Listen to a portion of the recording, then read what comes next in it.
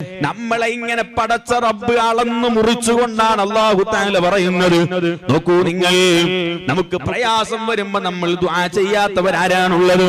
പക്ഷേ ആ പ്രയാസം അങ്ങ് നീങ്ങിയാൽ എപ്പോഴാ നമ്മൾ അല്ലാഹുവിനെ കുറിച്ച് ഓർക്കാറുള്ളത്? പിന്നെ എപ്പോഴാ നമ്മൾ അല്ലാഹുവിനോട് ദുആ ചെയ്യാറുള്ളത്? അടുത്ത പ്രയാസം വരുമ്പോഴാണ്, അടുത്ത ആവശ്യം വരുമ്പോഴാണ്.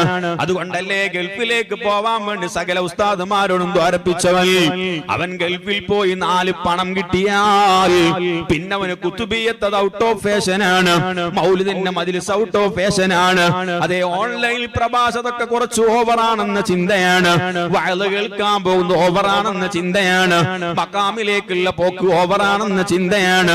സുബ്ഹാനല്ലാഹ്, ഖുർആൻ പറയാണ്, പ്രയാസം വന്നാൽ അവൻ ഇരുത്തത്തിലും നടത്തത്തിലും കിടത്തത്തിലും എല്ലാ സമയത്തും അല്ലാഹുവിനോട് ദ്വാരക്കുന്നു.